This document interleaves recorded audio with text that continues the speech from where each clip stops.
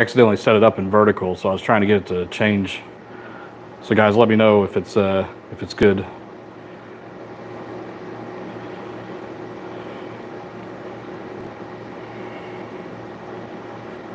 I'm not seeing it yet. Oh, there we go. All right, what's up, everybody? Let me know that everything's good, sound and all that, before I get started.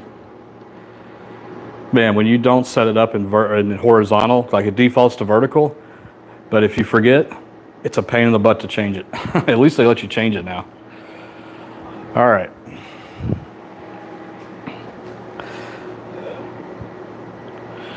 So on the docket today, got two machines that need to go out. We need to finish this one. It's a double top dollar, and then also a 5-line top dollar.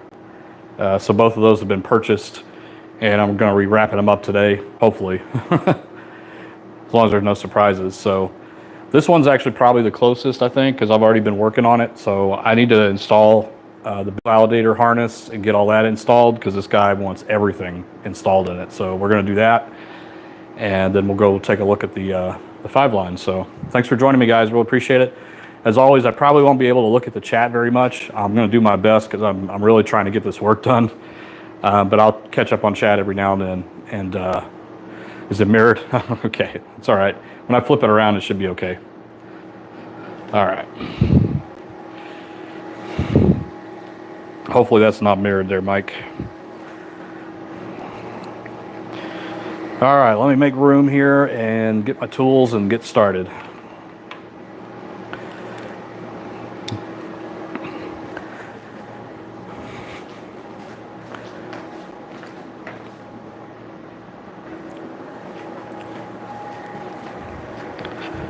Get my gloves.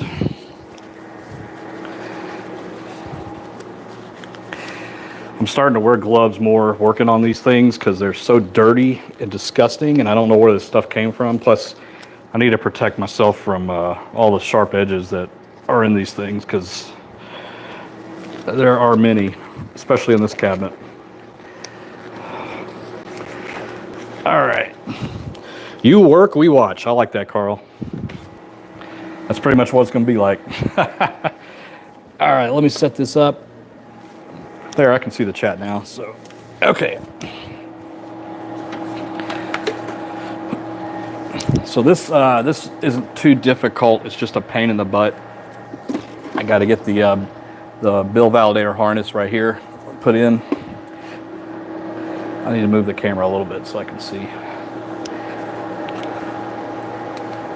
Okay. Yeah, I'm doing fine, Coaster Freak. Thank you so much. I hope you guys got to see Dave's live last night. That was fun.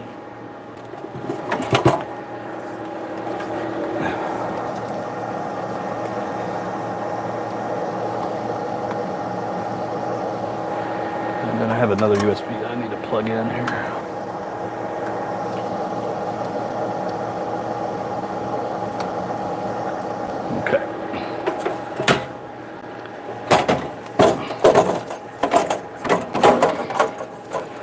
The one that was in here before, all the wires were cut.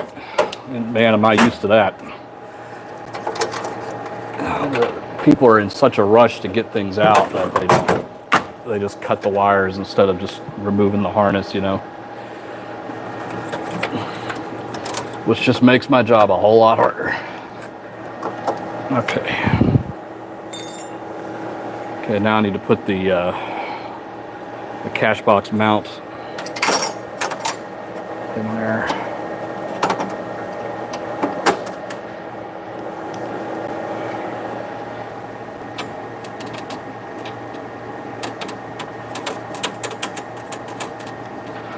Yeah, I watched just a little bit. I watched him get robbed on Top Dollar.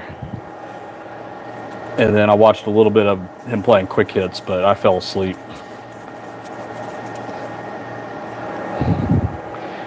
Plus, I'm actually kind of cutting down on watching live slot play right now while I'm going through my 3-month thing, just to kind of...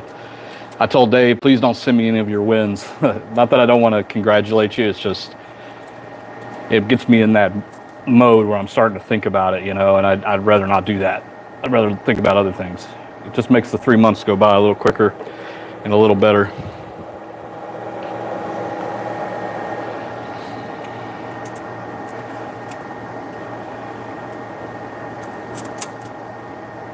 I know, right, Sam? So true. Hey, Tim, good to see you. Thank you guys for joining me today. I know this isn't like super exciting, but a lot of people found it interesting, so that's why I'm keeping at it.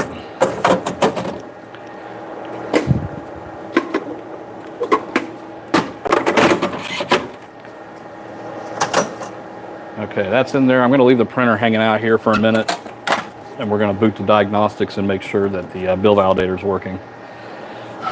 Because it becomes a headache if you if you put everything back in there and there's an issue because I forgot to plug something in or whatever, then you got to take it all back out. That's never fun. Hello from Scotland. Hey, the skinny biker. Wow, that's quite a long ways. What time is it there in Scotland? It's got to be late.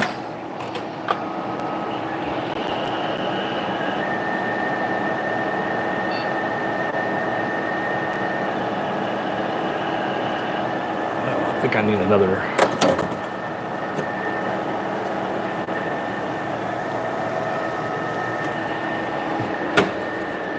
Not getting power to the bill head.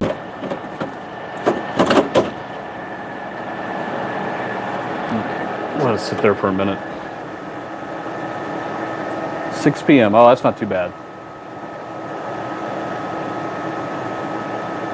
Yeah, that was pretty disgusting, Ryan. He's going to put that in his full review. That's what he told me.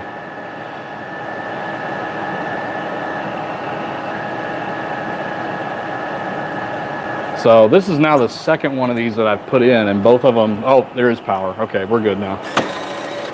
Just heard it. Awesome. Okay, so let's do a bill validator printer. And looks good. I need a voucher.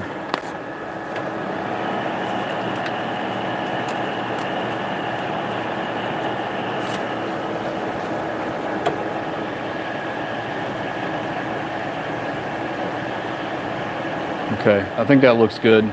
So I'm going to do a full boot without the diagnostic and see if we're good to go with that. And then see what we need to do. And I also have the customer's requests on denominations and all that. I have to go through the setup.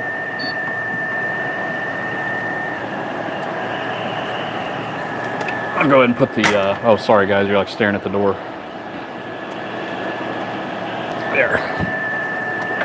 Go ahead and put the printer in.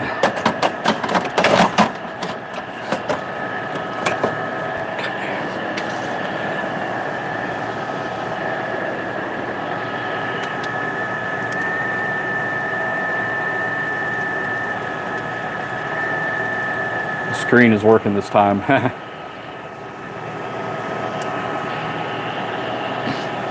I think I saw your comment earlier, B. Martini, about the old school top dollars.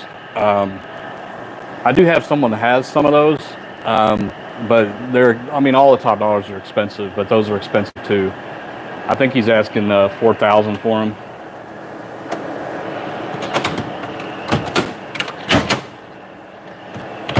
Okay. I don't have the top box on yet, like the light or the glass, because that's the last thing I want to do is put that on. I want to make sure all this is good. I'm going to need an E key, so let me go get one of those.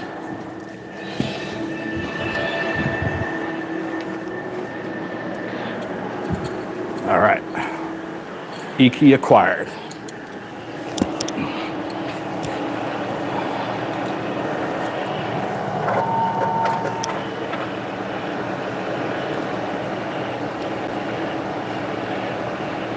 Okay, bill validator tilt. Yeah, it's not liking that bill head. Try this one. Sometimes I have to actually do a clear to swap those out.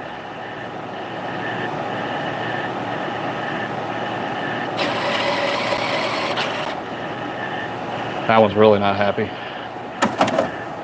Let me go grab another one. I've got a bunch of those. They're formatted towards the manufacturer, so for example, they're flashed with a software, and So a bill validator from an IGT machine can't be put into a aristocrat machine, for example, without flashing it first. And I need to start labeling these bad ones so I don't keep trying to reuse them.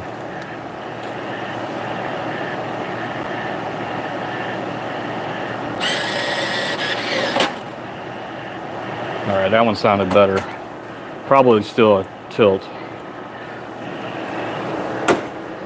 Yeah, that's okay. Let's do a clear on it. It really doesn't like you hot swapping those things on some of these older machines. The newer ones, it doesn't matter so much, but I've found on these older ones, it's kind of a pain. Sam, which machine is selling more? Well, the G23s were selling like crazy. That's the multi-game, but we ran out of them. At least ones that are ready to go. We've got about 4 more cabinets, but they're all in kind of weird shape, and it's going to require a lot of work, so I'm going to wait until Dave gets down here again to do those. Before we list that we have some available. I don't want people to wait like last time. Last time we kind of made a mistake saying a bunch of them were coming, and we did pre-orders, and I just felt bad because everybody had to wait a long time. So I'd rather just get them ready and then list them and then sell them. But the top dollars are pretty hot too. A lot of interest in the J43, which is the one that plays the huff and puffs and all that, but they're so expensive, and I understand.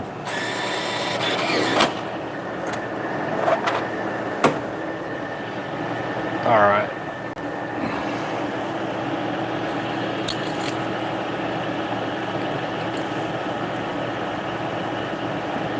Sounds good, Ryan. No rush, buddy. Focus on what you need to focus on. Nothing wrong with that.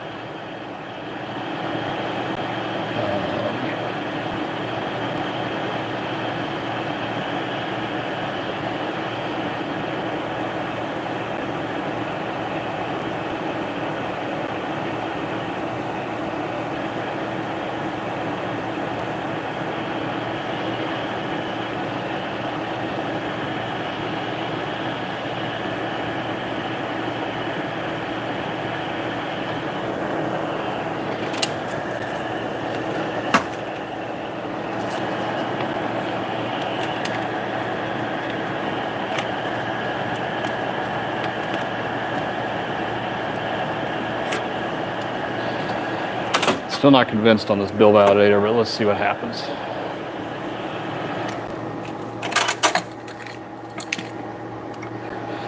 Sometimes this is why I hate selling these machines with the printer and the bill validator, because I mean, they're the number one reason to cause problems at home.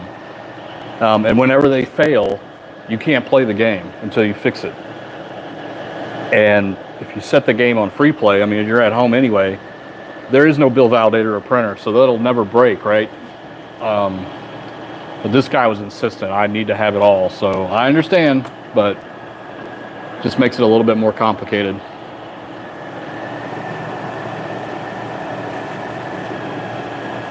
Yeah, bend over, please. There's the finger. It's ready to go.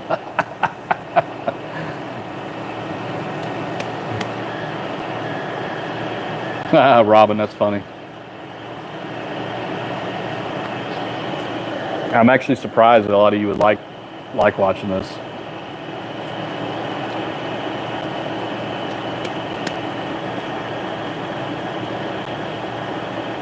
All right, I'll take my gloves off for this part. It'll be easier to touch the screen that way.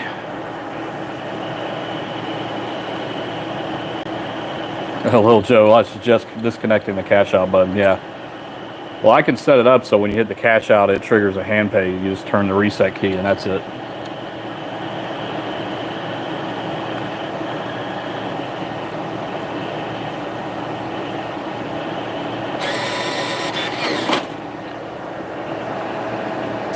Still not getting a flashing green light on the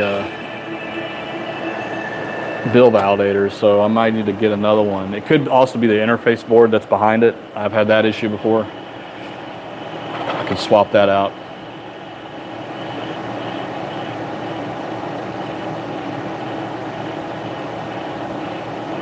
Oh, it was a lot of losing last night, I guess.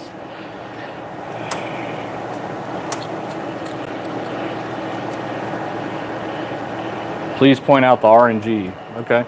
It's inside this box right here. This is called the brain box. And there's a chip in there inside of the brain box that's responsible for generating the RNG results.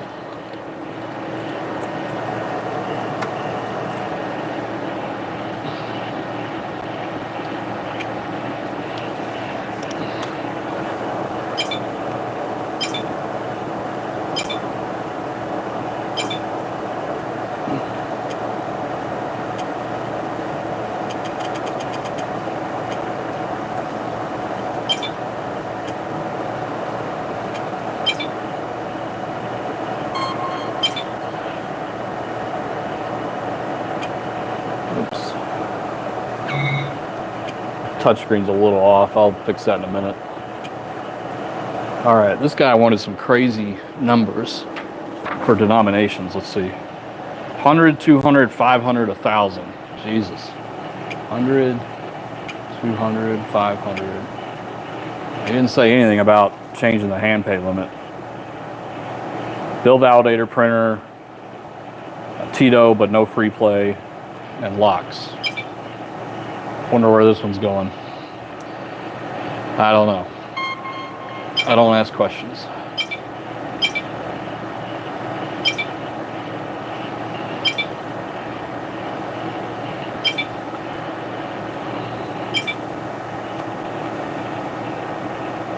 Yeah, every time he gets more than, I mean, even on 100 credits, it's like 12 credits is going to be a hand pay. That's going to be annoying. But that's what he wanted. He said 92% payback.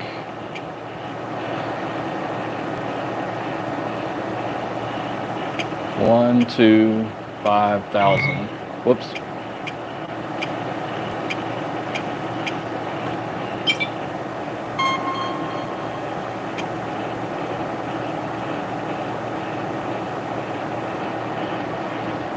Yeah, you could do that, Sam. I don't think it's going to be a big issue. They don't even have fans on the CPUs. They just have heat sinks because they're so slow. They're a very slow processor.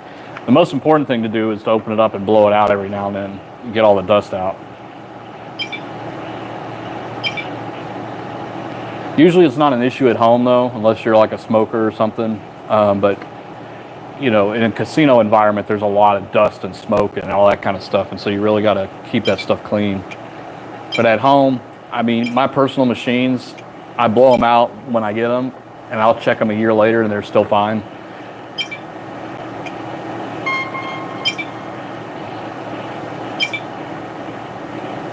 Voucher in and out.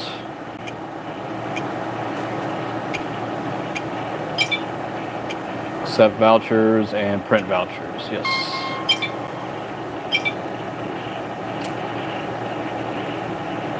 Yeah, it says bill validator till hardware error. So I think that's the actual interface board behind it. So I'm gonna go get another one of those. I wonder if I have one right here actually. So let me turn it off. This one you definitely have to turn it off because this board is very static prone. So I'm gonna make sure I'm like really grounded here. And the reason is because there's no shielding on any of this. And I'm going to put this aside because I know it's a bad one, most likely. And let me pull another one out of here. See if this helps. If not, it could be a problem with the wiring behind. And that's a whole nother ball of wax. I might just start on a different cabinet if that's going to be the case. Yeah, what you want to see is, after this initializes, just a green flashing light.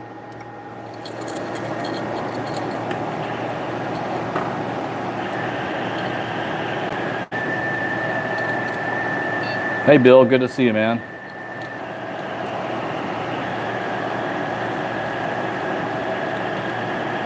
I actually have an open CPU, and I'll show you in a minute when I get back up, and you can see where the chip is in there. Come on, please work.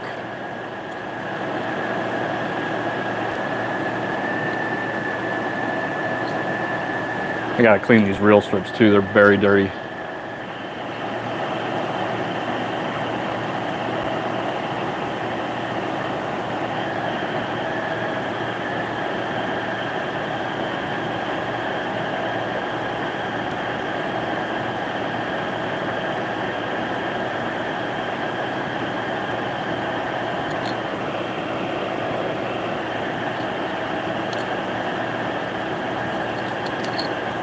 Now it's not initializing at all.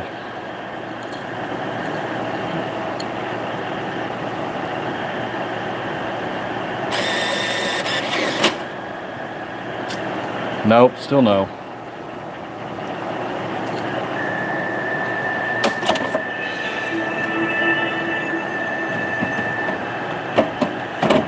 I mean, surely not all three of these are bad. I guess it's possible.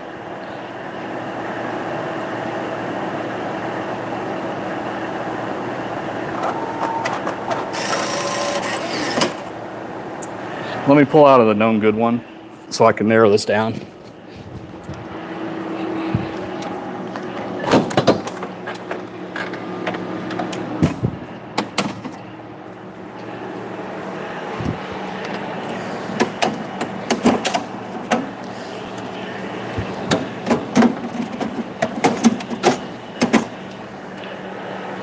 Come on, you.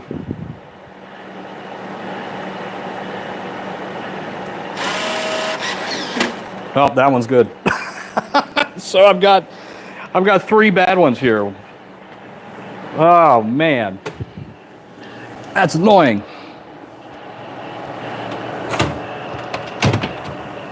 I don't like that.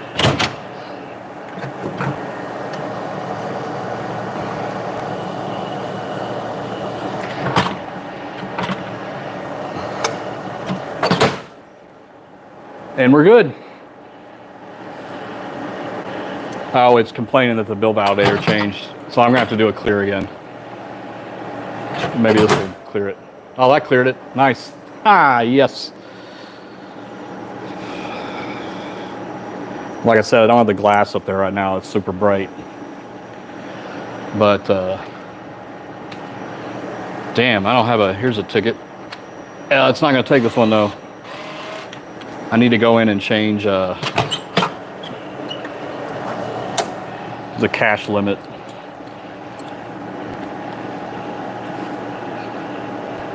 Yeah, I gotta clean the reels, so I'll do that for you guys. I'll show you how I take them off and all that stuff. Yeah, those reels are pretty disgusting. I just want to see it working. Cache handling, devices.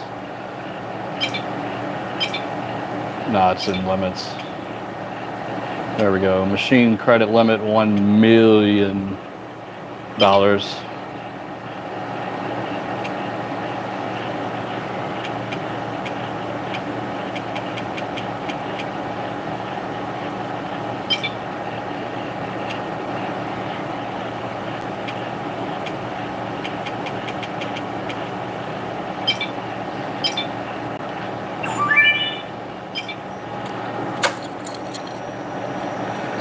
This one doesn't smell like that because I cleaned it all out already.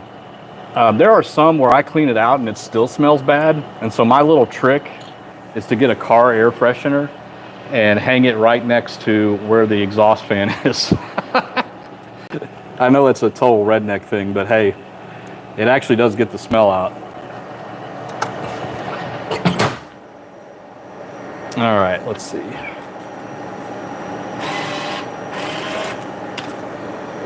This ticket may be bad.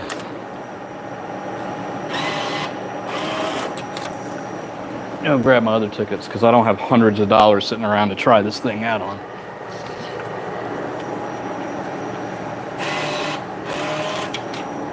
Okay. Something else is going on. I need to check the ticket in, ticket out thing.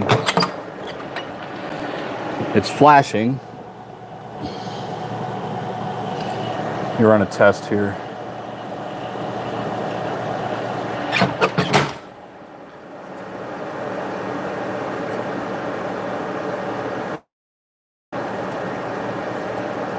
Yeah, so it's not happy with something. I wonder if I skipped a step.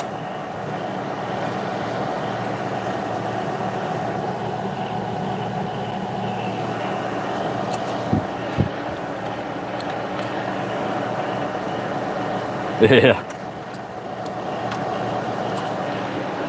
Pine trees is better than that cigarette smoke smell.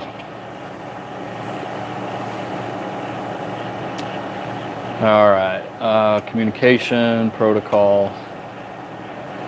COM1, that's correct. That's right.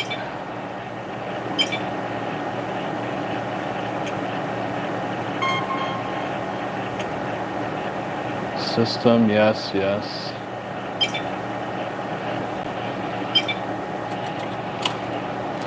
that doesn't work, I need to clean out the, just clean the bill validator. But I just pulled it out of a working machine, that's good, so. All right, so the bonus play works.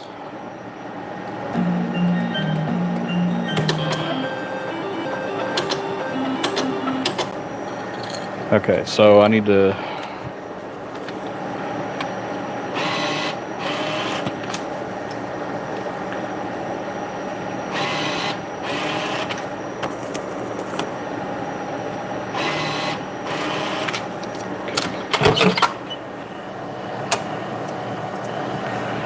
I'm going to do another clear, and while it's clearing, I'm going to clean this thing out. I'm going to go get my cleaner. That way I don't have to move for you guys.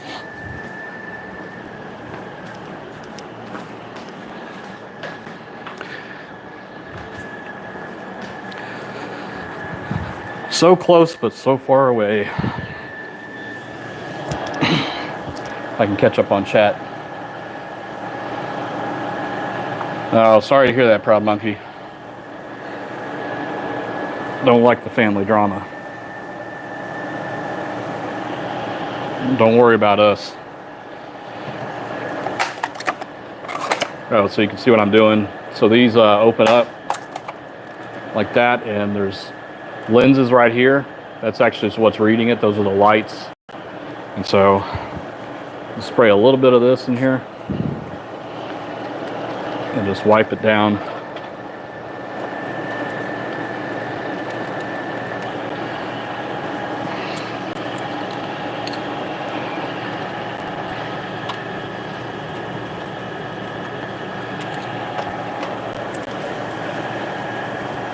Yeah, I'm trying to stay cool. I started the air conditioner over here a little earlier, but I'm already sweating.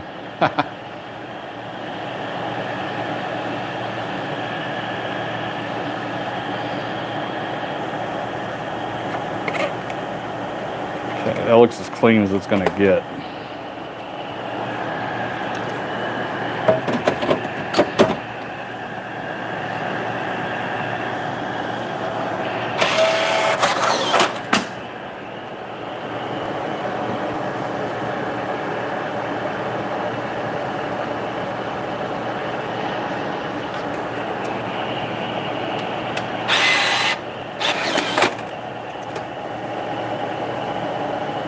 Okay, so it read it correctly.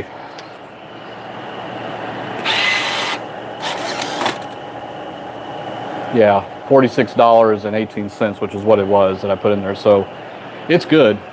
I think it just needed a clear because we changed out that bill validator. Like I said, I've had some issues with that in the past where it kind of, the reason it does that, in my opinion, they didn't want people coming in and put it, you know how they, let's say you got access to the machine and you were able to change out that bill head and put a skimmer on it. You know what I'm saying? Not that you could skim like ticket values and stuff, but I guess in theory it's possible because if it reads the ticket, you can easily duplicate the ticket. So it could have been a security thing. I don't know. Now I'm sitting on the floor right now. I'm on the carpet, so I can't easily roll around.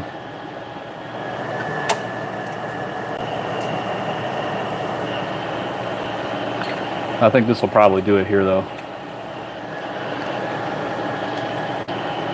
Wolf Tracks, yeah, this is double top dollar, so that is double diamond. Yeah, I'll be drinking plenty of fluids. Speaking of that, I need my coffee. Is that the kind of fluid you're talking about? Man, we had 100 people in here. I can't believe that. What? I can't believe people want to watch this that bad.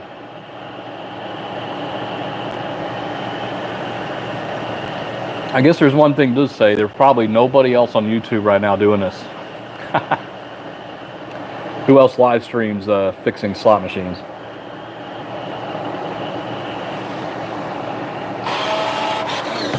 I'm good, Wolf Tracks.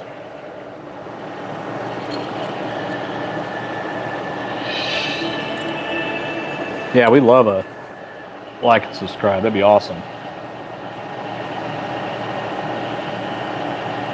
Hey, thank you, Shane. I appreciate it.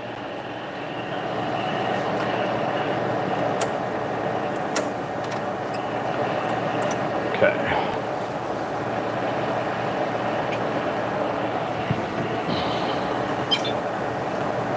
Go through this again real quick.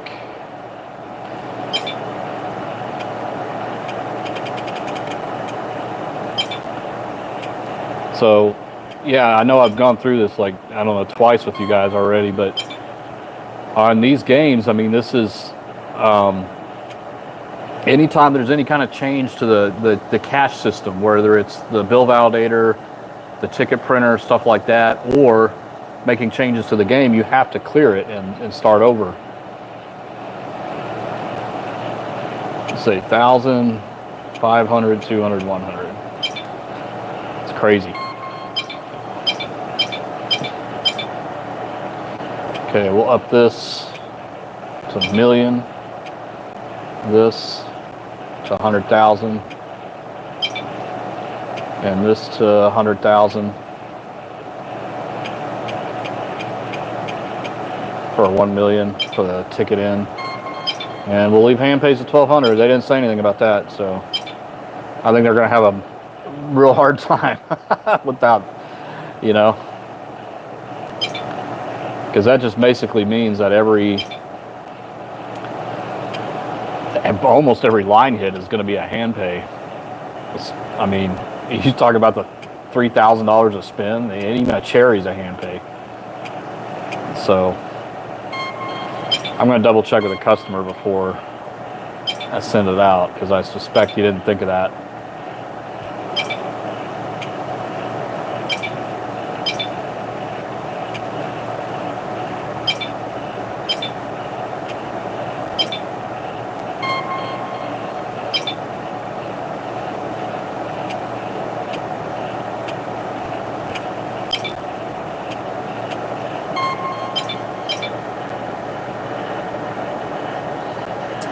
Okay, there is a bill validator tilt, but I know what that one is, so when we close it up, it should go away.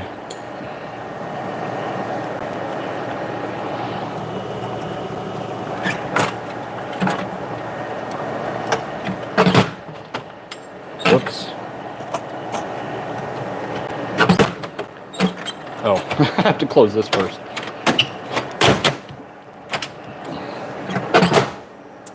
There we go. All right, let's see if it takes the tickets now. Where'd they go? Oh, they're in the...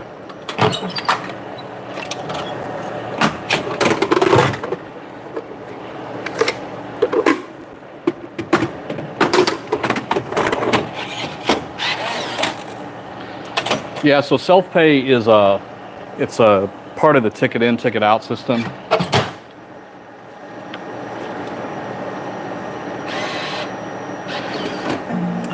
We got it, guys. This one is done except for the cleaning and the glass, which we'll do right now. So we get the top dollar bonus. Make sure the handle works. It's good.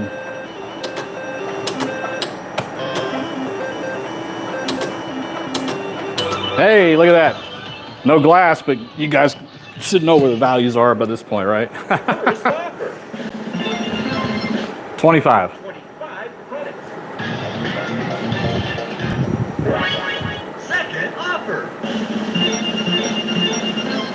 20. 40. Credits. That's the 20. Third offer. 35. 35 credits. Final offer. 30. 30 credits. Oh, So 3,000.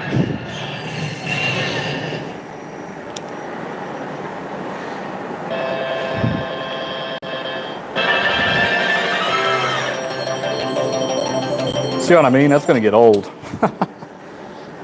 All right, let me take these reels out and we'll start cleaning those. But we're good to go on this one.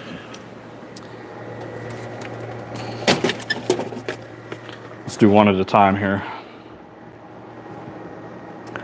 Take you guys over here.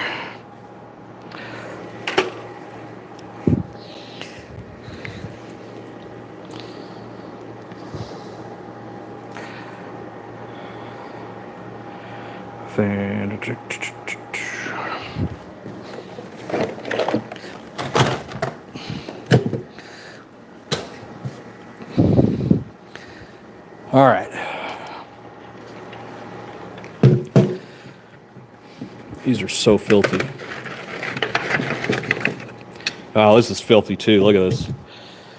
So I'm gonna, before I put that back in, I'm gonna go air blast it. I've got some stuff.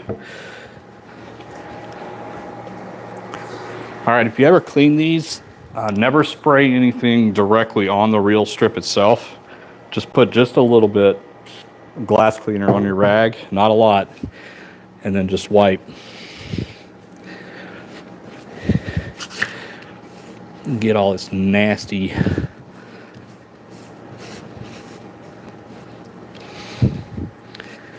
gunk.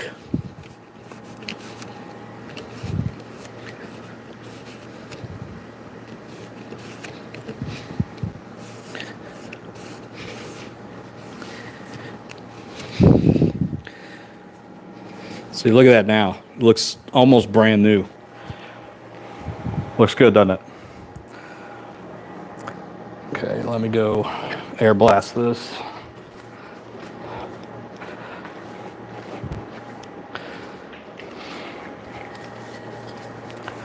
Microphone warning.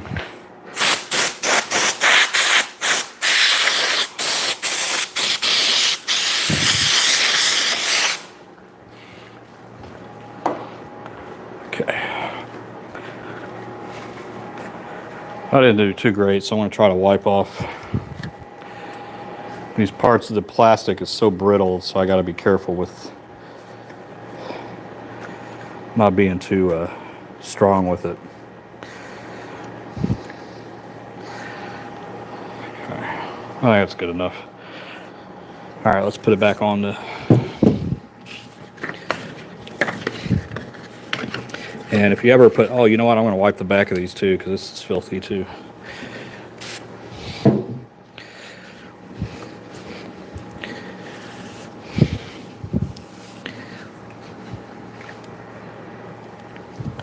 Disgusting. These, but whatever casino this came out of, they never cleaned these the entire time they had it. I would not be surprised.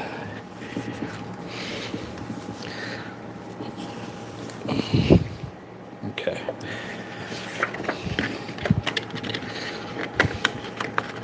And when you're putting these on, what you're looking for is a notch. So this is how it knows where every position is. So there's a little notch here, and there'll be a notch on this plastic. And what I do is I just run it along inside a little groove here until I feel it catch. All right, there it caught. So I'll go a little bit further, and then that settles it in the groove. Put it on this side too, and then start using your fingernail to just go along.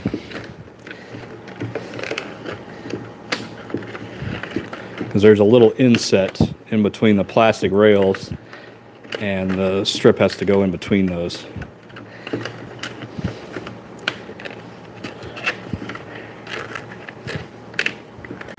Okay, just like that.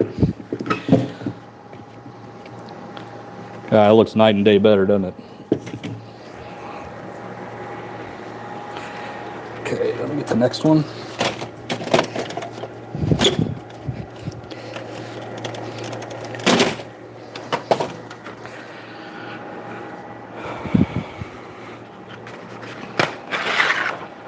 All right, I'm going to sit down for this because my back is killing me today for some reason.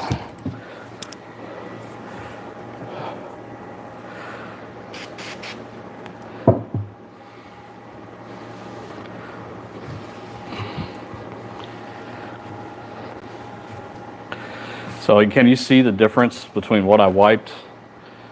I don't know if you can on camera or not, but it's a big difference.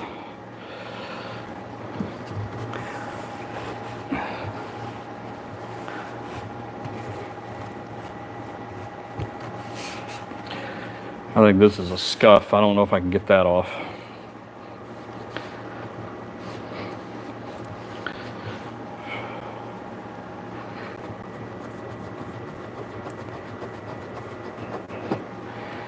Yeah, I think that's a scuff.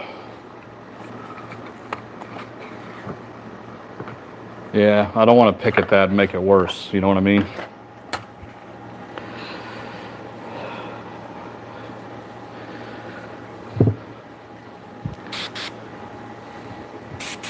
This one's going to need a little more. It's really bad back here.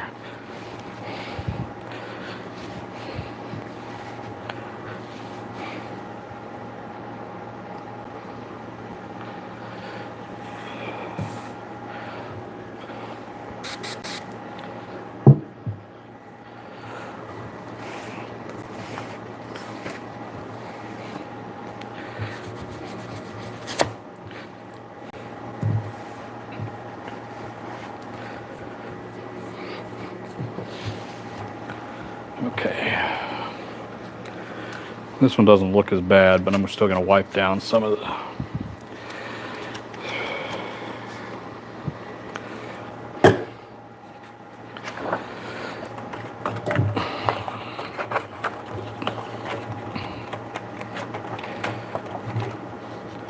Okay, and do a little trick again.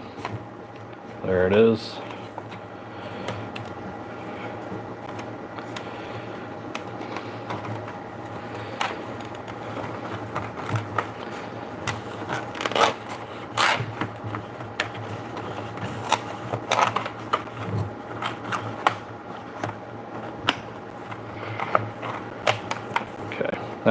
That's ugly, but there's just nothing I can do about it right now. I don't have extra pair of strips for these. All right, one more, guys. And then I think we can put the glass in the top and call this one good. And then what I'll do before I ship it out, I leave it on for a long time and I play it and make sure there's no surprise tilts that come up before I send it out. And that's why it takes a little longer on machines that we just get in, because I want to kind of put them through the ringer before sending them out. Because you can imagine, like, shipping these things back is very expensive and basically would wipe out any margin that we would have on these if we had to ship a machine back because it was broken and we couldn't fix it remotely. So it's worth the time to put in a little extra effort and time before they ship out, just to make sure that everything's good. Because there are some that are surprises. Like this one could be fine right now, and then I'll come over here tomorrow morning and there'll be a tilt saying there's something wrong with it. Batteries, whatever. I've already replaced the batteries in that one, but you just never know.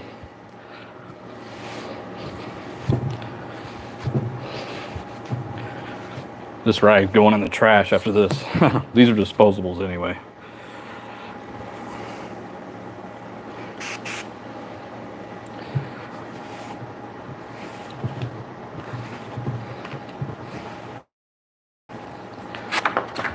There you go. Isn't that such an awesome symbol? It's the top dollar in me. Love top dollar.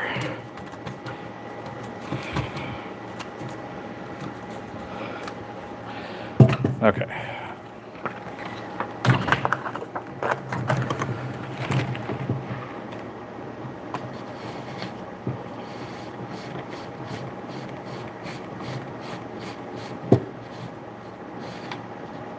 I think that's it right there. Let's see. Yeah. Some of these reels have little markers on the side where you can tell where it is, but I've learned to just do it by feel because not all of them do that. And I think it's quicker just to do that little trick.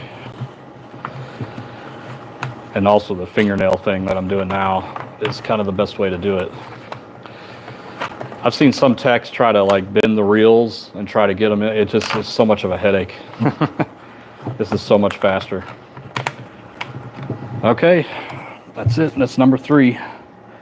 So I'll move the camera over there and we'll put the top glass in and boot it again and move on to the next one.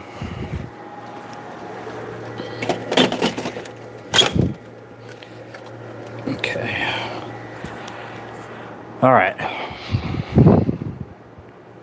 120 of you in here now. Wow. Thank you guys. I hope you get some enjoyment out of it. Okay. Let me get the glass. And this customer's lucking out. It's the last glass I have, and it's pretty much brand new.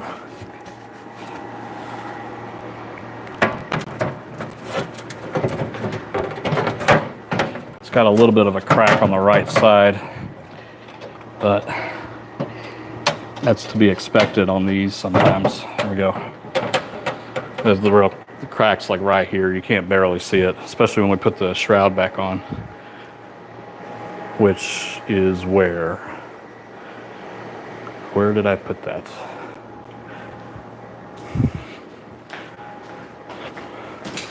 I'll just grab this one.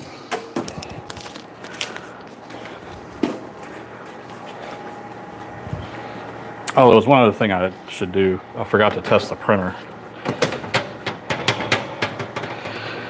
Okay. So we'll turn that back on.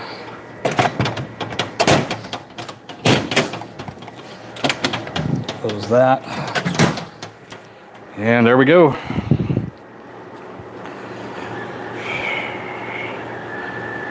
All right, let me catch up on chat while we wait on that. I almost stepped on my glasses. Okay.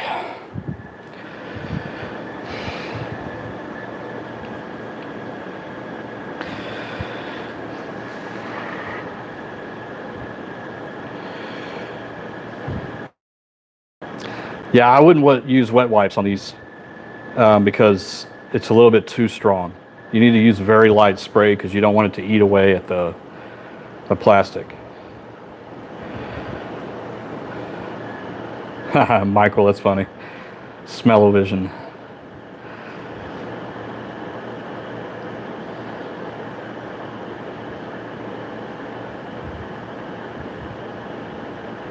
Leroy, there's nothing that there's not like a barcode or anything. There's only one way properly to put strips on a reel strip, and that's the way I demonstrated. And that's how it knows which thing,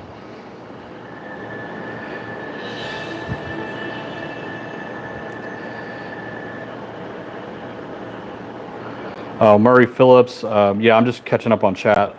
Hi, Mark. If you work on an IGT game, King G23 multi-game for a customer, can you film that in the future? And I was sold a 3D monitor and it's already gone out. Can that be fixed? It possibly can be fixed, but it's better just to buy a new one. They are very difficult to get in, like swapped out. But it's possible. I'll do a video on how to swap them out. Kind of need 2 people. I mean, I can do it alone, but it's a little tough. All right, let's see. And print, cash out. It's printing. All right. Thermal ink is good. Oh, there is one other thing I can do is turn this thing on here. So let me do that real quick. But it's off by default.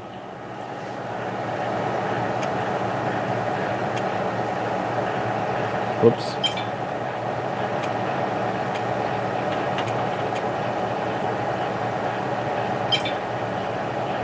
Whoops.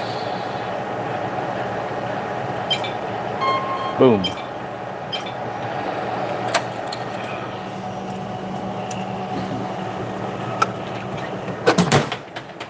All right, guys. This one is finished. All right, another one down. So let me get ready on this. This other one's gonna be a little bit more work. I already can feel it. So let me get it over here.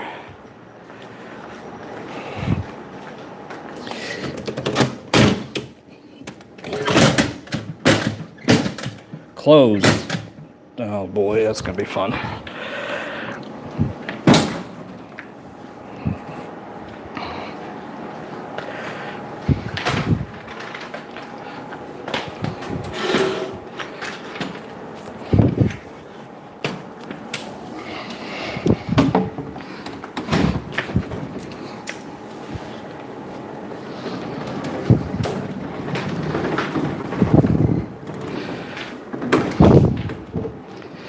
All right.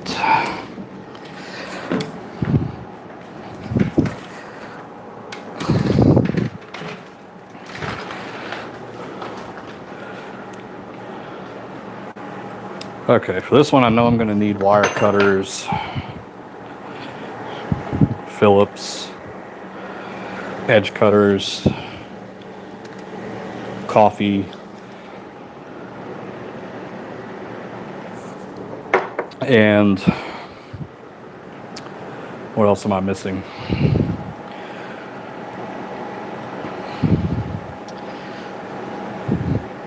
Oh, my nut driver. Definitely gonna need that. All right. Let's get to work on this one. So this was a cabinet rebuild. The cabinet that had this installed already was in really bad shape. There's a power issue. It looked like some cables were cut, so I moved everything over to this cabinet.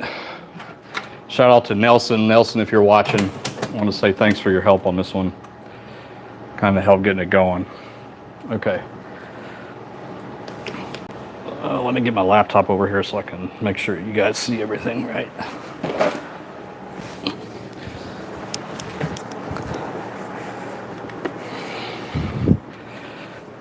All right.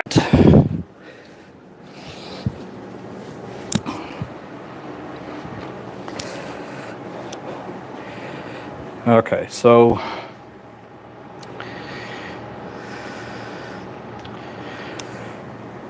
what we need to do with this one is that this cabinet came from overseas. So it's an international cabinet. And the reason I know that is that there's a security switch right here. And those are not usually here. And I'm hoping I can get this out without having to take the whole thing apart, because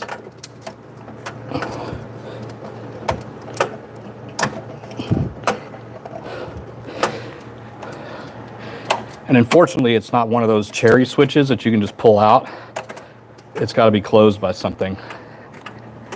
So what I'm going to do is take it out and then splice the wires together. All right, I need a flathead.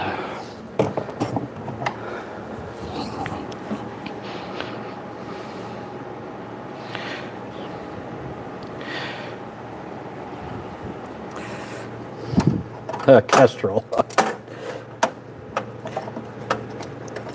Just need to get inside of this clip.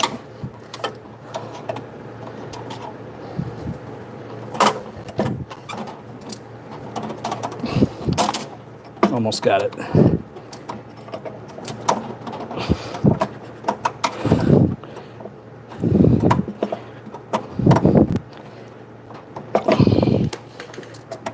It's hard because they clip their clips on both sides, so you work one side out and then the other one closes.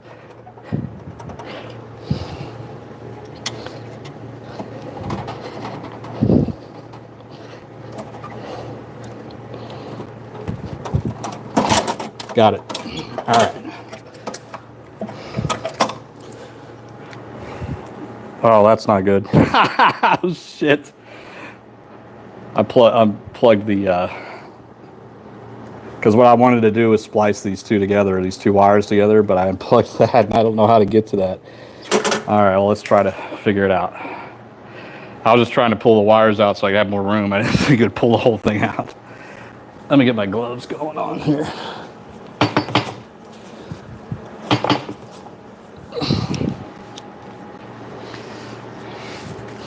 Oops, well, I just added 30 minutes to this. I don't know if it was in a flutter or what. You should have seen it before we cleaned some of it out. Not all of it, but some of it. This definitely came from overseas somewhere. I don't know where. Ken, I do have one of those. I only have one, though. And I use it for lifting machines onto the bases. But I don't mind sitting on the floor. It doesn't bother me. It bothers the hell out of Dave, though. Let me tell you that. All right, I'm gonna get the CPU out because we're gonna have to get to is behind there. So.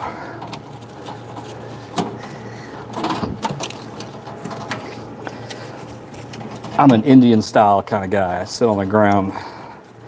Even when I sit in chairs, I sit Indian style, like I'm sitting on the floor.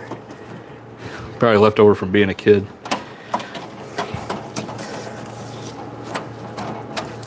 Okay, let's take this out.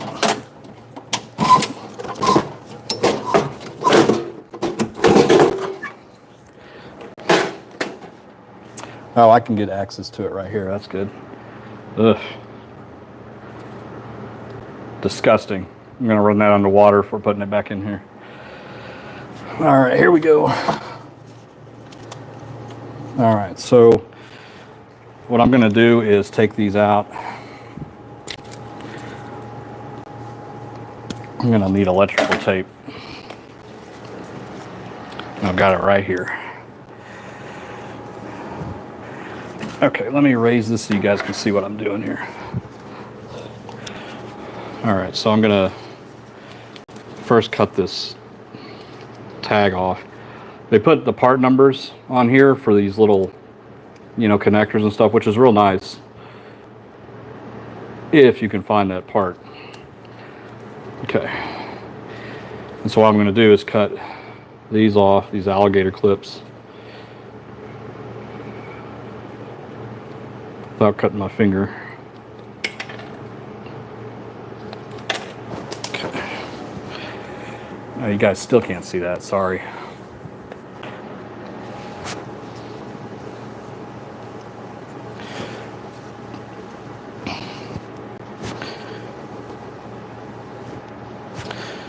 Just making sure you can see me now. Yeah, you can. Okay.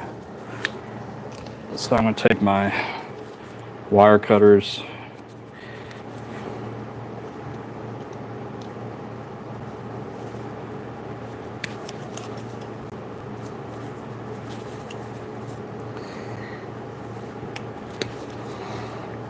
Okay, and then I'm going to twist these two together, effectively splicing them, because it's basically closing the switch, so the switch is always closed. And then get it all nice and neat like that, and then wrap it in electrical tape.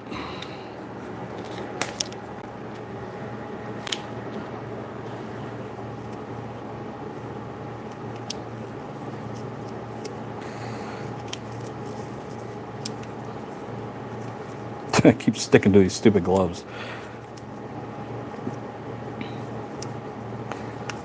Okay, that should be good there. Yeah. All right, so again, I've spliced those together, so now it's going to think that switch is always closed, which is fine. We don't need that switch anyway. So I'll plug it back into here.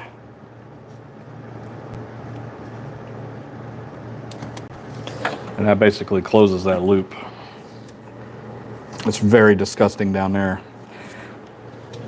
So once I get this machine ready and I know it's good, then what I'll do, likely not on camera because the air compressor is very loud, is I'm going to take all the components out of here and then blast it out because it's very dirty down here and it's excruciatingly dirty down in there. But I want to get this working and then we can do the cleaning at the last minute. Okay. So let me put this back in.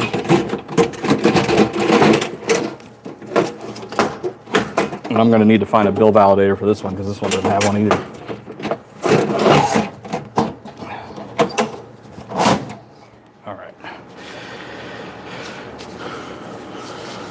All right. Sam, I do have shrink tube. It's just a pain in the butt. I'm not going to lie. For me anyway.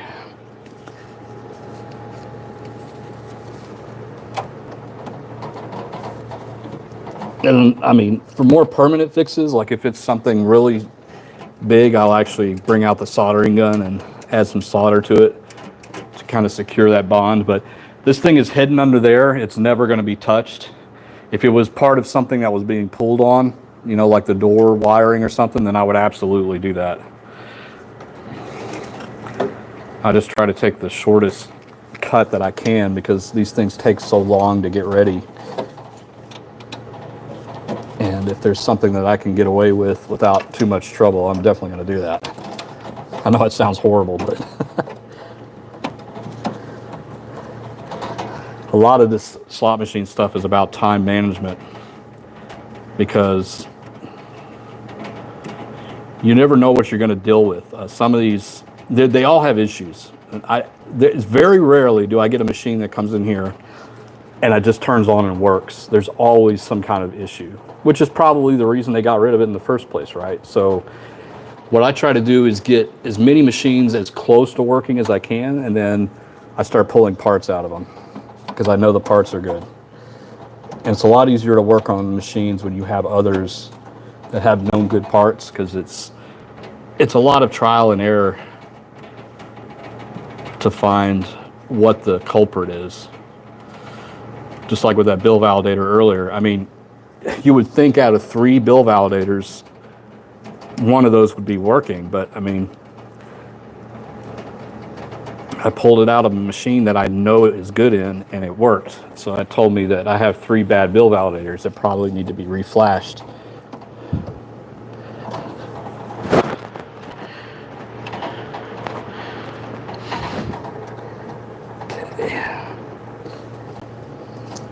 Now I got to poke a hole out of the back of this one for the power cable too. We'll do that.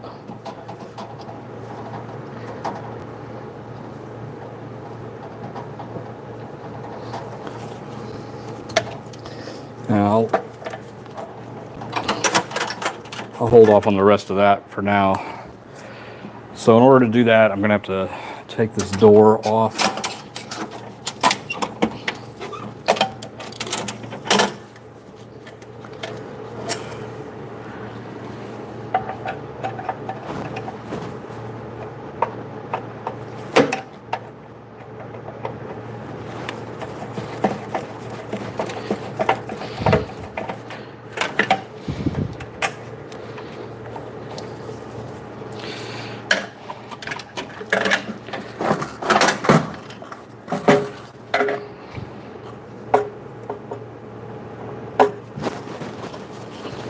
Take care, Susan. Thanks for dropping by. Have a good rest of your day. Okay, get that out of here. Okay, then I got to take this out. The power distribution box. It's kind of like working on a car. Like you're trying to get to one part and you got to take a bunch of stuff out just to get to it. Well, it's like that on this. And I bet this thing is disgusting too.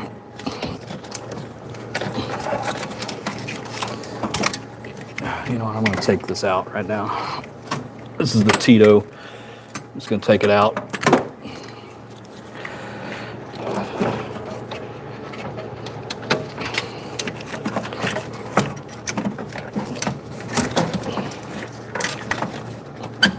Come on, you.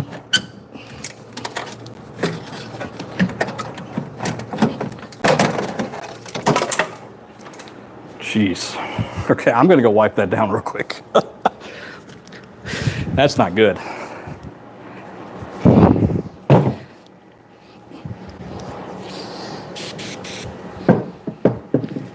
Oh, that's disgusting.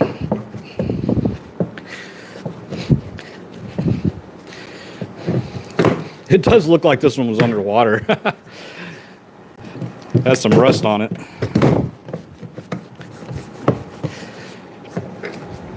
It wasn't underwater, but it was sitting out in the rain at some point. And I know people freak out and they're like, oh God, you're selling machines that have been in the rain. It doesn't matter. It's just a metal. The parts are good. Okay, so I need the nut driver.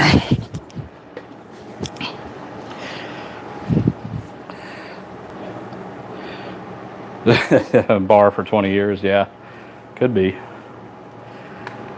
All right, let me get in there so you guys can see, hopefully, what's going on. So I need to get back here. There's two little nuts.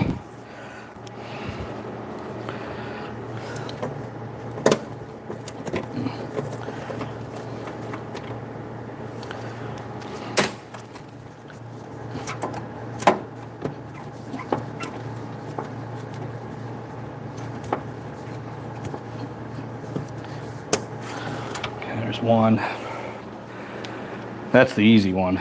This other one is a pain in the ass because it's the wiring harness is next to it. There we go. I think I got it. I gotta move you guys out of the way for a minute because I gotta get back in there with my fingers.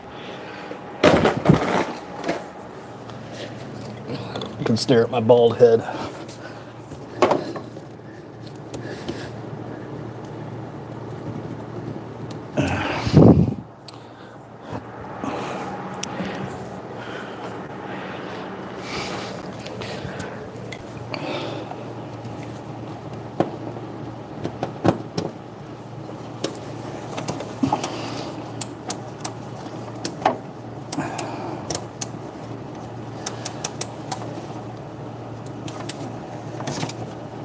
There we go.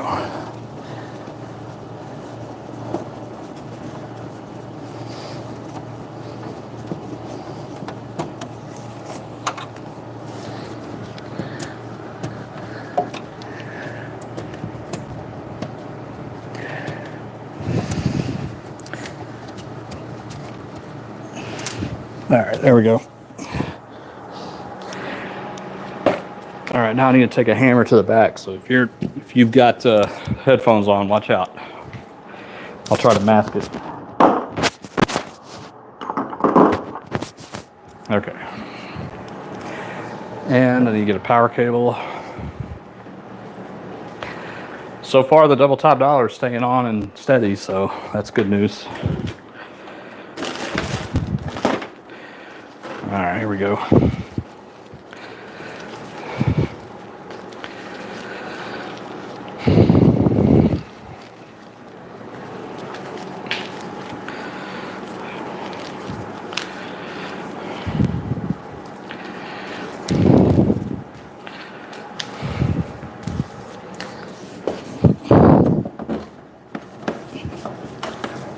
Okay, and then let me find.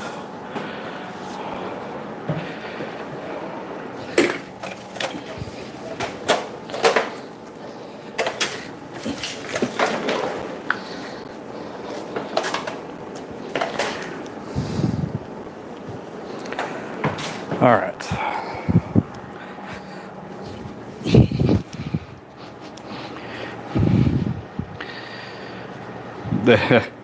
Reminds me of holding a flashlight for my dad when he was working on the car. Steer here will hold the damn light. Yeah, that's true, isn't it? That's funny. All right. Get this out of here because this is not needed. Okay. Now I need to put the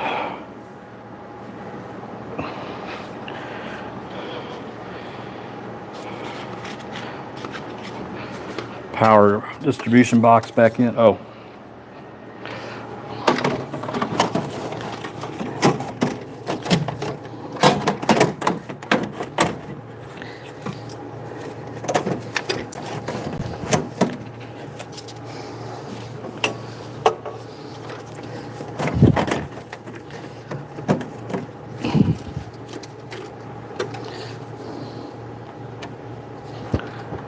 Oh, that was even worse camera angle. Sorry, guys. You're like staring at the door frame. There we go. No little critters. I have gotten some that had a bunch of rat poop in them, though. Does that count?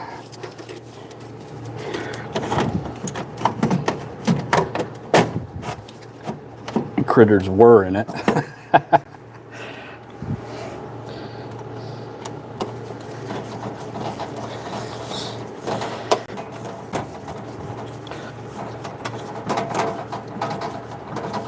Okay, that's in there.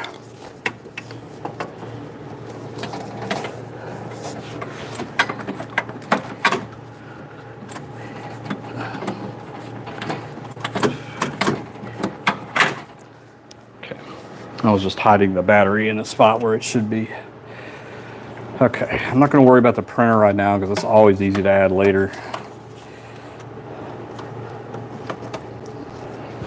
We have light. Zeus, light.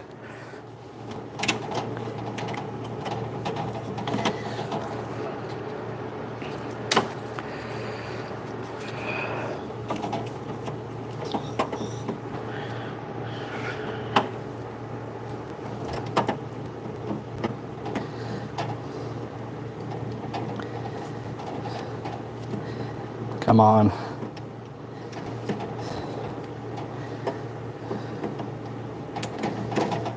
There we go.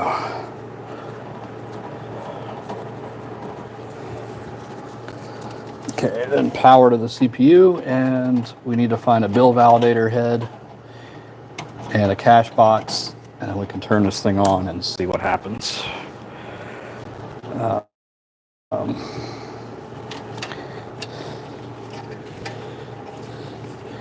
Oh, wait a minute.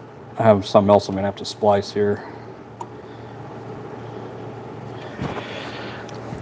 Yeah, so this goes to the back of the switch.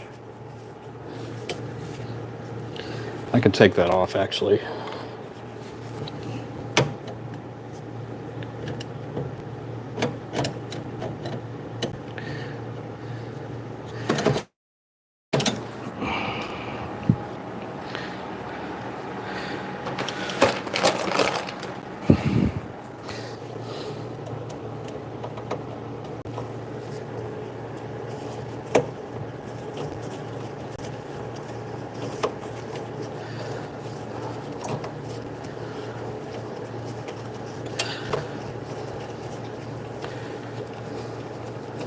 Yeah, these cabinets went totally overboard on the switches and optics to detect if things are open or not. And it's a pain because your game will not play unless everything is closed. So that's why I try to bypass these things. Yeah, it just fell out of the switch. And I think it's, if I remember right, it's the top one.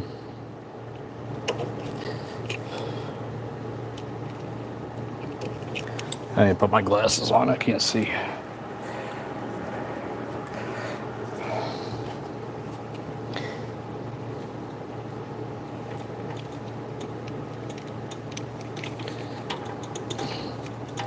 It's the top one and then this one here.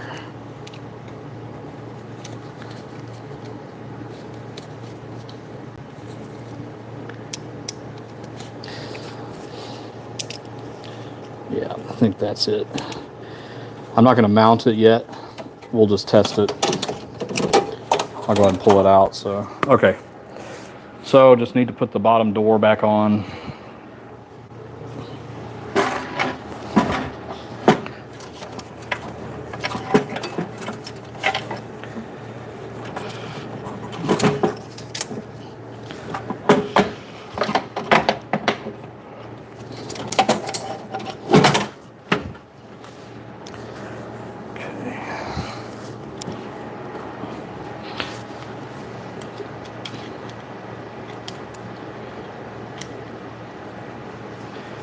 Tamp bam bam, no, not really, because everything is like a specific size.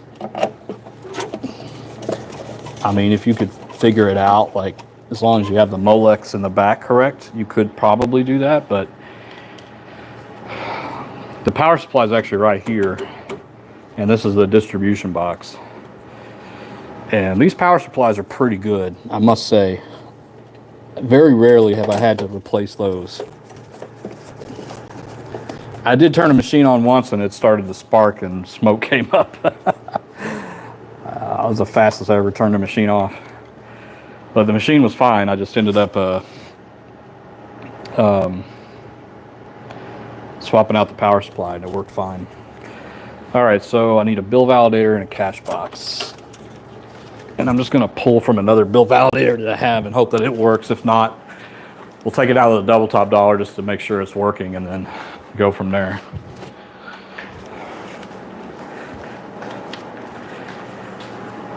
Yeah. Oh, I gotta put the Tito back in there too.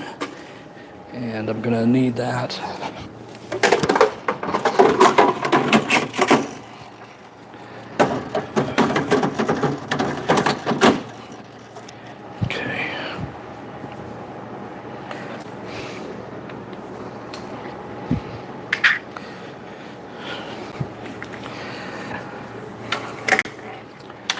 This goes back here into COM 1.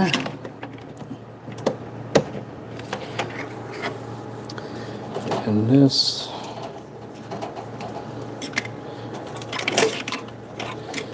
I think I had plugged into this USB.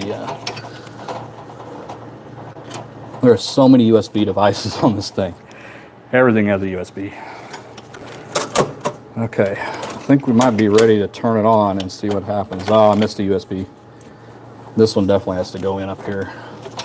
So I'll find another spot for this.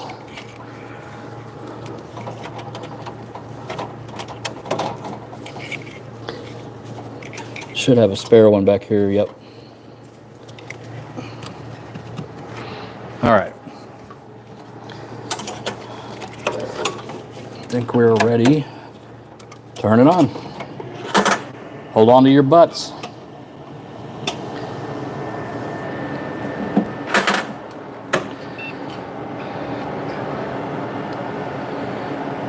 And we've got no signal on the top box. It says no sync. Oh, the DVI cable came out, so I'm gonna have to turn it off. I didn't screw this in all the way. Okay. Yeah, I use that one all the time, especially at work. All right, we're good on the top box now. Okay. Let's see what happens. I am gonna have to do a clear on this, but I wanted to see where it's at.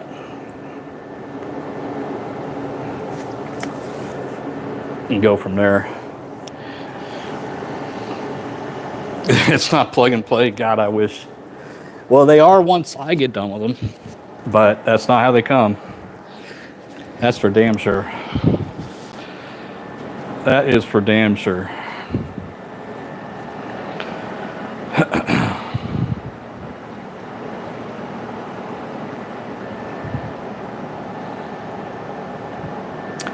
I don't even know if I have the right software on here yet.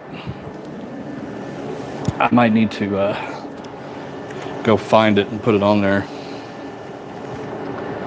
See how you can tell where this one's from. Hollywood Casino Aurora.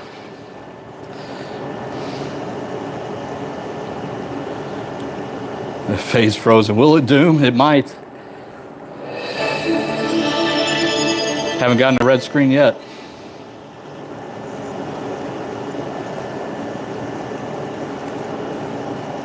Tam Bam Bam, is there any reason why it's uncommon to see every machines on the secondary market? There's no real valid reason. It's just not. Wow. What the fuck? Sorry. Okay, that's not enabled. It actually came up without error. That's great.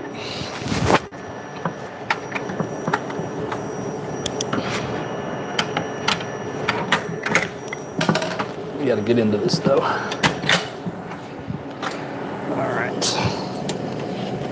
The Tito's not working. It's possible I didn't set it up.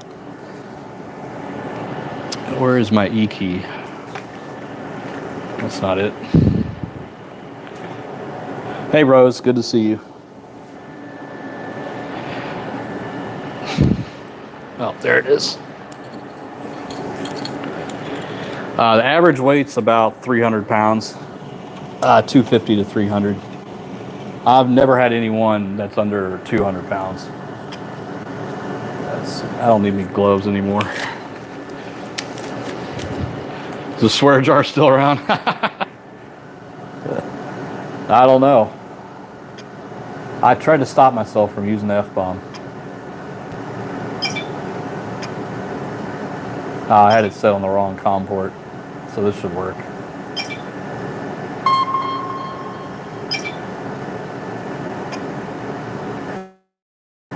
I need to enable the bill validator too.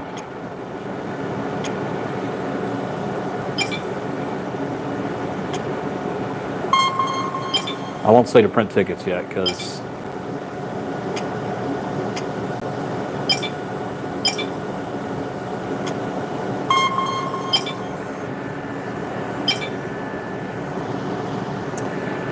bill validator USB. Maybe it's not plugged in. Definitely possible.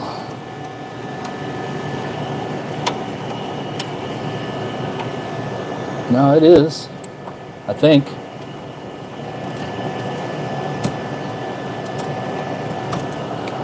Yeah, it was plugged in.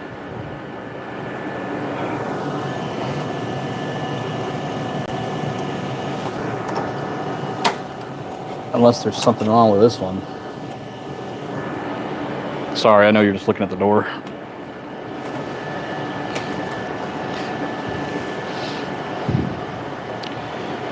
Jay, yeah, I have to do that all the time. It's fairly common.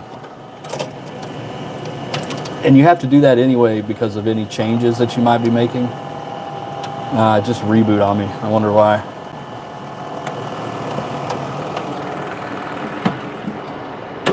Real tilt.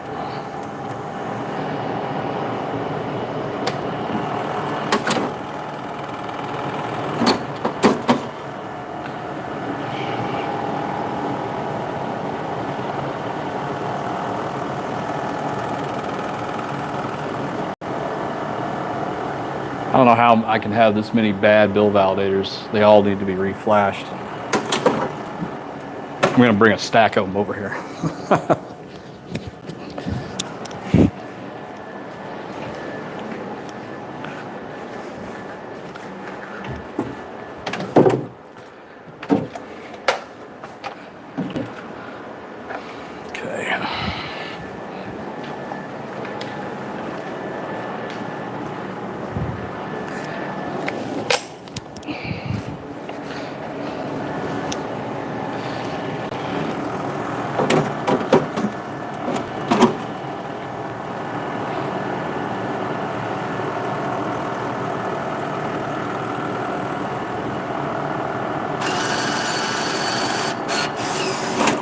Oh, that one's good.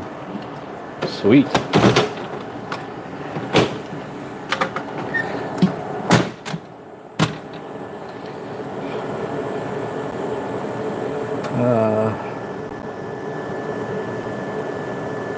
Real shelf. Real cabinet lighting. Okay.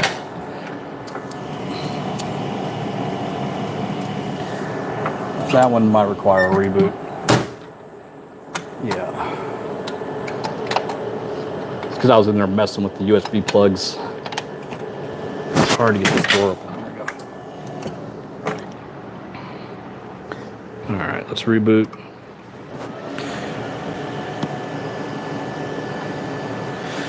So, Richard Jacobs, good idea, or good question. So, I mentioned this earlier, but these are tailored towards specific machines. especially manufacturers. So if this was flashed with a IGT ROM, I can't put it in an Aristocrat, Ainsworth, SG, Light and Wonder. I can't do that. I would have to reflash it. I think all of these came out of a G23, but I don't know. I don't know where these came from. And so when I say it needs to be reflashed, it means that there's a USB plug. There's a program that I can do that can basically flash it back to IGT, and that usually solves the problem. But we'll do that another day.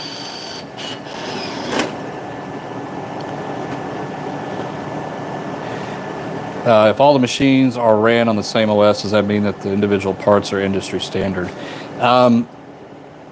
Well, not really, because every single cabinet has different components, different power supplies, different harnesses for the build validator, different CPUs. Everything's different every time a new cabinet comes along.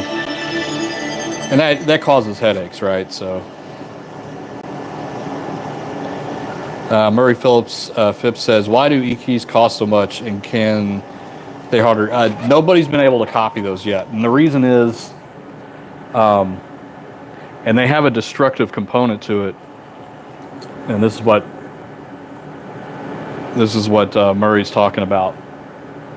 So these have a special chip inside of them, and it does a CRC check with the brain box to say, is this actually a key? So there's a hardware chip on here that validates. And so because of that, it's been nearly impossible to duplicate because it's encrypted. You know what I mean? So that's why they're so expensive, because you can't copy these, you know.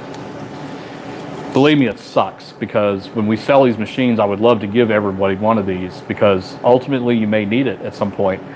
But they're $400 a pop, you know. Well, that looks good. Bill validator doesn't look happy though. That's not lit up. But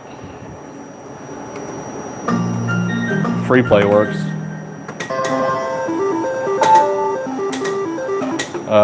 Reel strips are not installed correctly.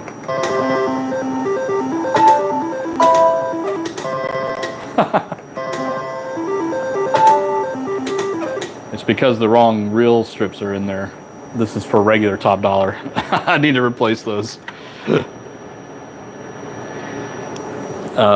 Jay, I can add that cost, but people are already really upset with how much these things cost. And then when I say, oh, you should probably get an E-key for another $400, it just, that will cause people to say, nah, it's just too much. So I try to get it to a point where the E-key is never going to be required, but and the way that we're going to do it is I've got like 3 E-keys extras, 3 extra E-keys here. And if there is a technical issue, if there's a technical issue that requires it, we'll basically check it out where they have to, send it back to us. And if they don't, we're going to have to charge them for it. It's not ideal, but this was kind of a heads up that I got from a lot of other guys in this industry. They're like, don't send E-keys out without telling them you're going to charge them if you don't get them back, because people will just keep them. And that's $400, right?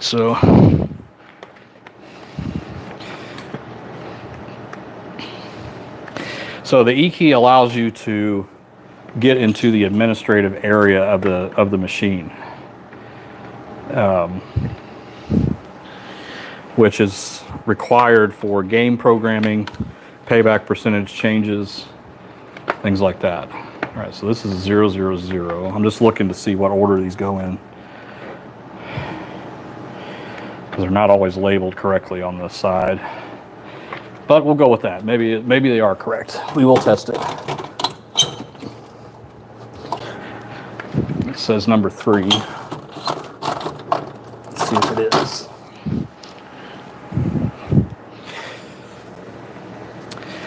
Casinos have them, but they have to be. Oh no, there's 2 number 1s. Great. Casinos have to, This might actually be right. 0, 1, and 2. Is this 1? Yeah. The Gaming Commission, in some casinos, the Gaming Commission has the keys that needs to unlock wherever they're storing those e-keys. But even if they don't, there's a very strict check-in, check-out policy. And they check for them every single day to make sure none leaked out. And they'll know who did because you have to sign your name to check them out. But Gaming Commission, I've talked about this before, they typically have the keys that open this. And this is where the e-key goes in. It can't go on any of the other USB ports. It has to go on these because there's a special cable that runs from this onto the motherboard of the computer that gives them the elevated access they need. And here's the tape that I'm always talking about. You can see it on the side here, the void tape. So this would have been closed and locked, and then this red tape would have been over here. And that's how the Gaming Commission seals the machine, to make sure nobody's in there.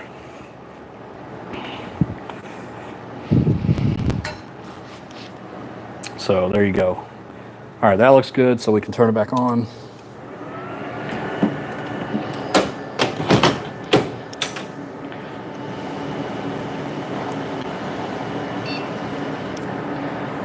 So the casinos do have them. It's very protected, right? As a tech, you can't just go in there and say, hey, I need an e-key. You got to sign it out and tell them why you need it. It has Gaming Commission here yet. Gary's Slot Bonus Win says, hey, Mark, where do you get these slot machines that you work on? So I get them from all over the place. I've made really good relationships with dealers that buy these by the truckload, like a semi full of these machines.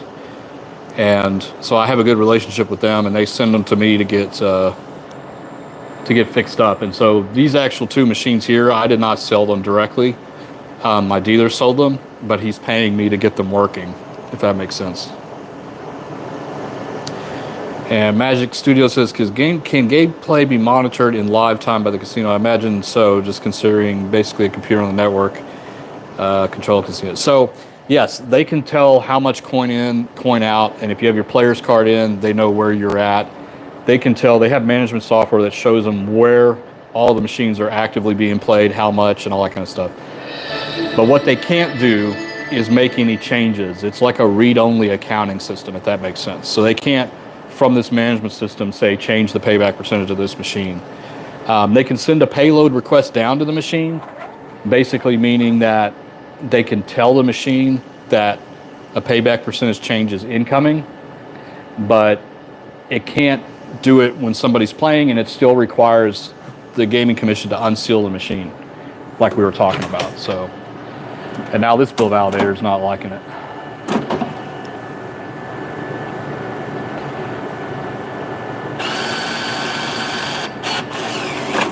There we go. Should be good now.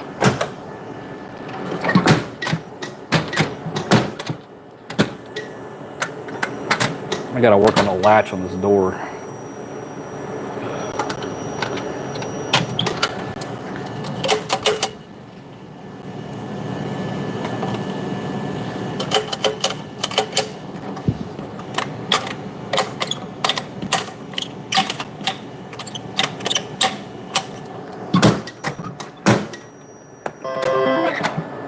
Real tilt.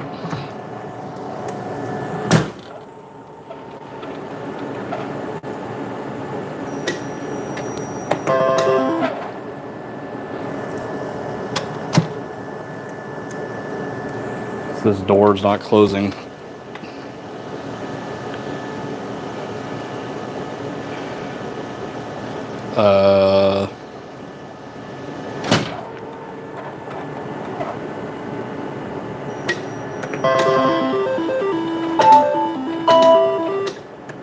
I think we got them in the right order now.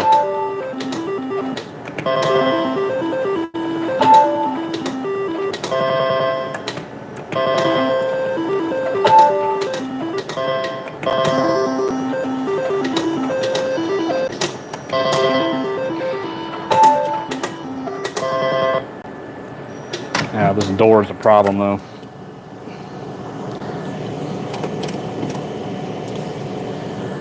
wonder why it's...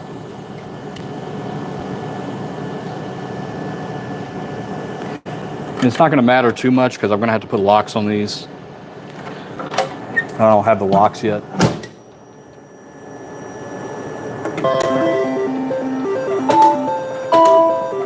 Oh, come on. Let's see the bonus.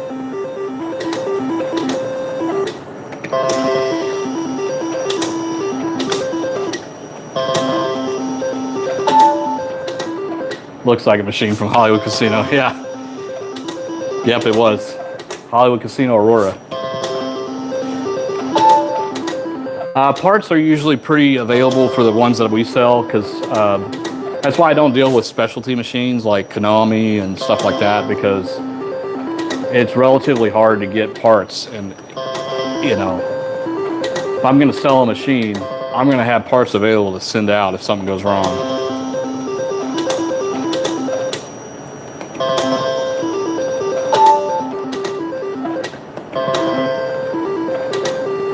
Using somebody else's player's card is very risky.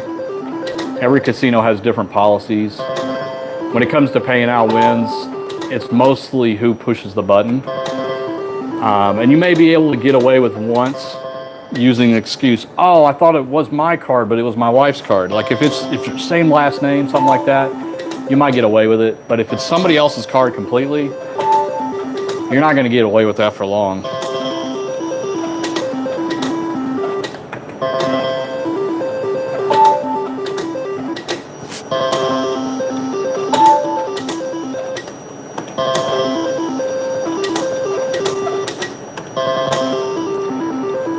Come on, bonus. This one you need 3 of them.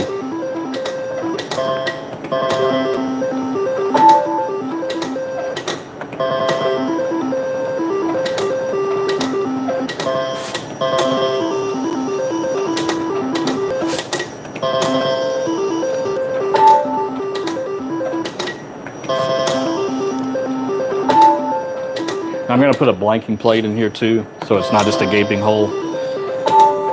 I actually have some players tracking systems I could put in there. They're not live. I mean, you can't do anything with them, but it at least fills the hole.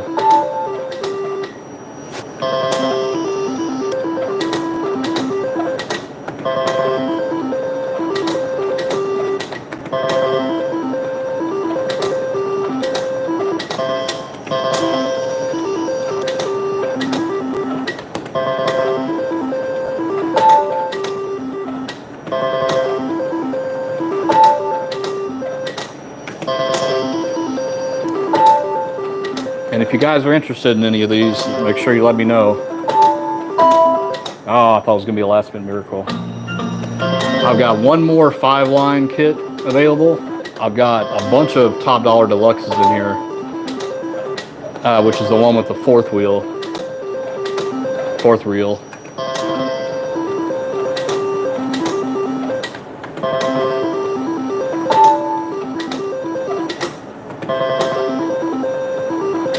Price on these are around $4,000 plus shipping. But we also do the 24 months 0% interest. Hey, Robin, I mentioned it. There we go. I gotta take all that tape off of there. First offer. $25. Second offer. $20. Third offer. $30. Wow, these are weak offers for 5-line. Final offer. Wow. $30. It's unusual. Boy, you're a winner.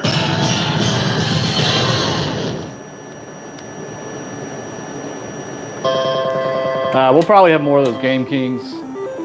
They're just, oh. You can kind of see the state that they're in right now. And that one, the top monitor, is not any good because they took all the electronics out of it.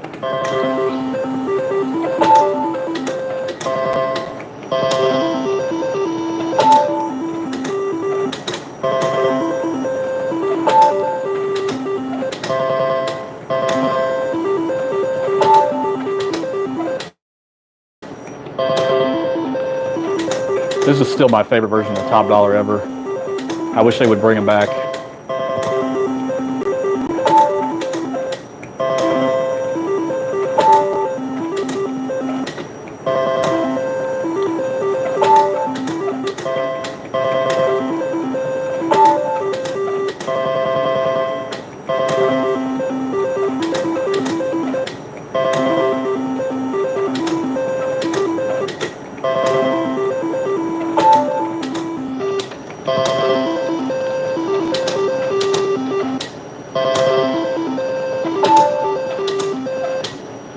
And Dylan says, hello, would an unrealistic RTP percentage like 300% make a machine utilize some of the most unusual best spin scenarios very frequently?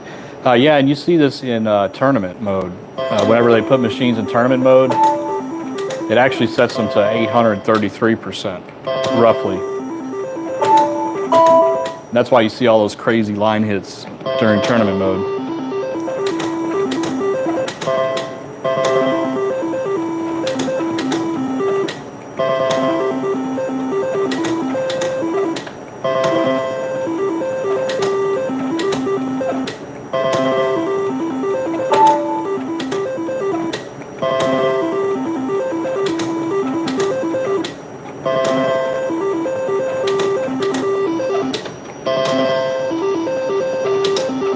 No, I can't. There is no tournament mode on Top Dollar. There's only a couple of games that you can do them on. And, nope. It'd be fun too, wouldn't it? Like every other spin, you get the bonus, and then you get 1,000 credits all the time. That'd be a lot of fun.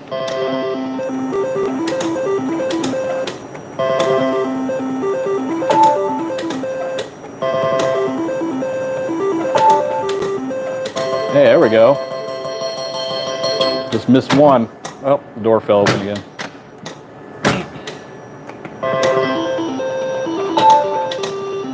Hey, thanks, little Joe. And Darren got it.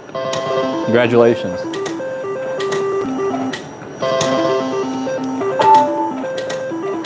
I thought I was going to do it again.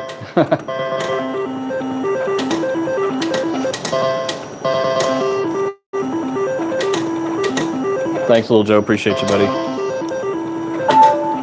Do it.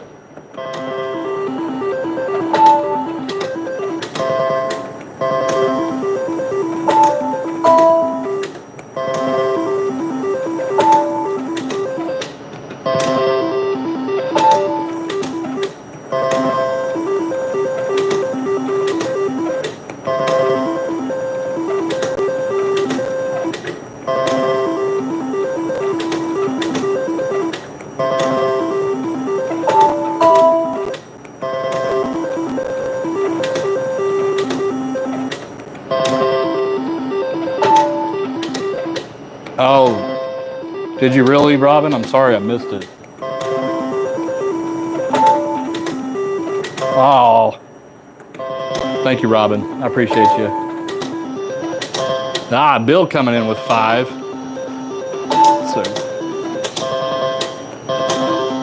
oh, I'm glad you're able to run into him, Adam. Yeah, I'll be out there again. Don't worry. We'll find some reason to go out there. Yeah, Jay, that was me. That's why I'm at home working on machines instead of out in New Jersey with Dave. I'm paying the price. It's okay, though. I'm just keeping my mind on other things right now. And in 3 months from now, I'll be back in it. Just a lot slower this time. Thank you, Bill.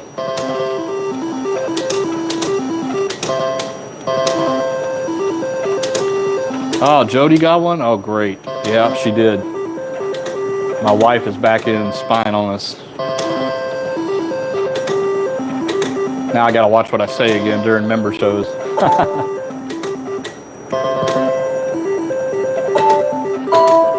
There we go. Oof. Well, let's do better this time. First offer. What? $20. Second offer.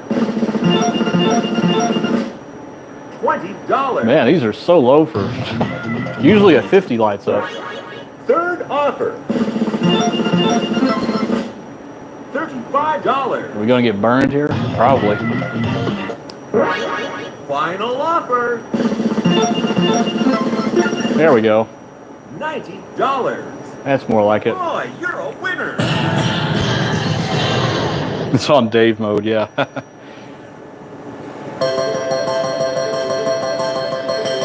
All right, guys, I'm going to wrap it up, but thank you so much. Really appreciate you. Thanks for watching. I'll keep doing these. We get enough people in here, so I'll keep doing them and keep you guys entertained while I work on these machines. But 2 down, many more to go. Hope you guys have a good rest of your weekend. Thanks for joining me. And I'm sure Dave will be going live at some point later tonight, so we'll look forward to that. And we'll see you guys soon. Game smart, game safe. Have a good rest of your weekend. Bye. Bye-bye.